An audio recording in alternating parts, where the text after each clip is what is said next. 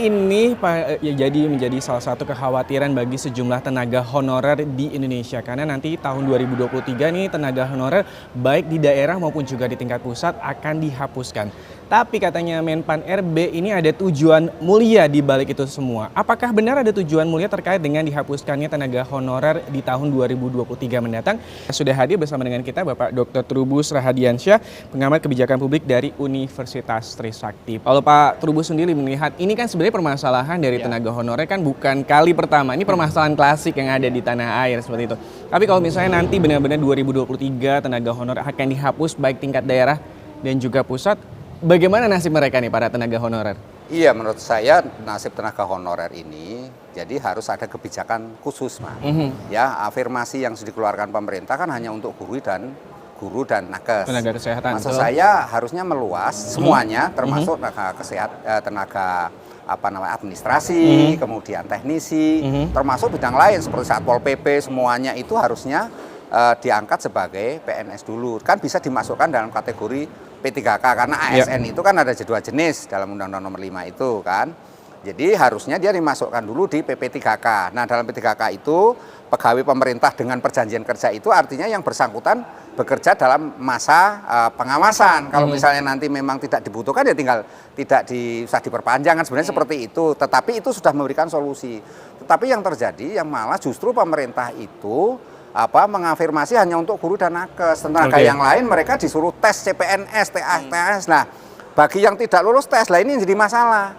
Kalau lulus oke, kita tampung di ini. Yang tidak lulus gimana? Sementara mereka bekerja itu ada yang lebih dari 2015 yang mau tahunan malahan gitu. Lah ini kan harusnya ada kebijakan tersendiri. Jadi menurut saya ini memang satu konteks bahwa akan diputus 2023 ini kan hanya mendasarkan pada PP 49 itu. PP 49 itu kan 28 November 2018. Karena itu kan 5 tahunnya adalah 2003. Tetapi ini kan sebenarnya rentang waktu di mana pemerintah memang harusnya pemerintah pusat dan pemerintah daerah berkolaborasi untuk membenahi. Artinya mereka-mereka yang ditampung ini adalah mereka punya profesional. Tetapi persoalan kan selama ini tenaga honorer ini adalah tenaga yang kebanyakan kebawaan dari partai, bukan partai malah kepala daerah pemenang pemilu. Nah, itu banyak kan membawa mengusung itu. Jadi akhirnya orang-orang yang tidak profesional masuk di situ. Tetapi sebenarnya tidak jadi masalah sepanjang mereka kan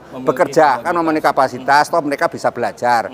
Nah, di sinilah kemudian pemerintah mengeluarkan kebijakan. Nah, kebijakan apa? Ya diterima saja dulu, itu diterima ditampung. Nanti setelah 2023 ini sudah nggak lagi. Artinya gini, untuk yang mereka 2015 ke sini itu tes, tapi yang 2015 ke sana udah diterima aja gitu. Itu masukkan di P3K itu. Enggak, kalau misalnya mereka bisa mampu di PNS, why not masukkan di PNS. Tapi kalau misalnya dia nggak mampu, mampunya hanya P3K, passing grade-nya diturunkan. Karena pengalaman 2021 kemarin banyak yang gugur karena CPA ini passing grade-nya itu terlalu tinggi, jadi dia gagal. Nah, sekarang harus pemerintah ngatur aja, itu dibebaskan saja, cek background saja kayak di guru dan nakes. Oke, Pak Anwar, kalau misalnya kita melihat ini kan ada sejumlah rencananya dari Menpan RB, harus tadi Pak Trubus juga sampaikan tes CPNS. Kalau misalnya juga ini kan ada juga puluhan ribu juga tenaga honorer yang sudah mengabdi berpuluh-puluh tahun. Kalau dari Komisi 2 sendiri sejauh ini apa yang sudah didorong dalam hal ini Pak Anwar sendiri juga melihat misalnya di Dapil Bapak juga kan pasti ada sejumlah tenaga honorer yang sudah. Yang pertama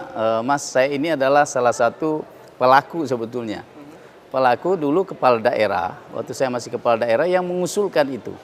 Mengusulkan tenaga K1 dan K2. Nah, kalau kita lihat rentetan waktunya itu, yang pertama tahun 2005 itu kan, itu mereka sudah mengabdi dan mereka ini tidak dibiayai oleh APBD maupun APBN saat itu. Tidak APBD dan juga APBN. Dan di data BKN tahun 2014 itu ada 430.000 lebih ya tenaga honorer K2 itu yang belum terangkat. Nah, kemudian tahun 2018, 2019 dilakukan pengangkatan pada saat itu, ada yang dari ASN menjadi PNS, kurang lebih 80.000 kalau tidak salah. Tahun 2019 itu kemudian terangkat lagi kurang lebih 150.000.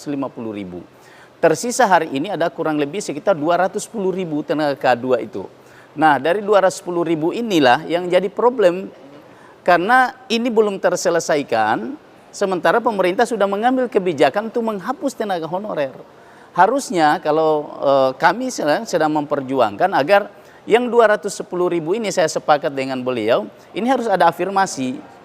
Afirmasi katakanlah misalnya, oke, mereka kalau kita afirmasi luar biasa, berarti mereka harus langsung diangkat menjadi PNS atau P3K. Nah, selama ini yang jadi problem, guru dan kesehatan itu sudah diberi ruang yang sangat besar dan sehingga penerimaannya sudah cukup. Yang jadi problem itu adalah tenaga administrasi dan polisi pamung praja yang ada di daerah. Polisi pamung praja itu lebih rumit lagi karena mereka ini tidak masuk di dalam kategori ASN, sehingga mereka tidak bisa masuk di dalam PNS ataupun di dalam P3K. Nah, inilah yang dibutuhkan kearifan. Kenapa? Seperti saya selalu bahasakan, ini soal keadilan sebetulnya.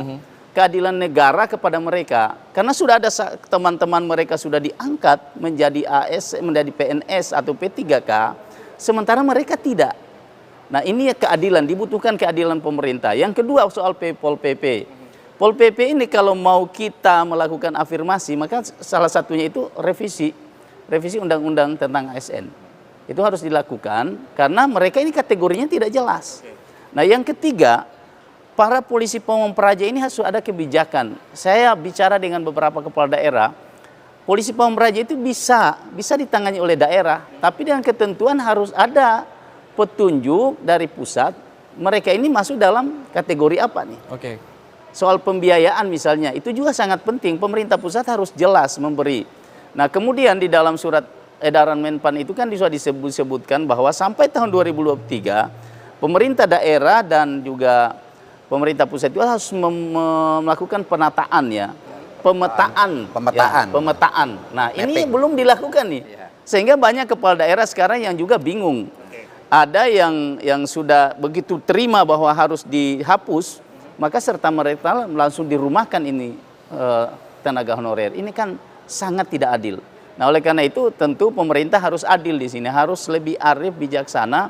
Bagaimana nasib yang 210 orang itu, termasuk polisi pamung praja? Arif dan bijaksana seperti apa kebijakan yang harus dikeluarkan oleh pemerintah dalam hal ini? Karena ini mengingat tahun depan sudah rencana akan dihapuskan tenaga honorer di November.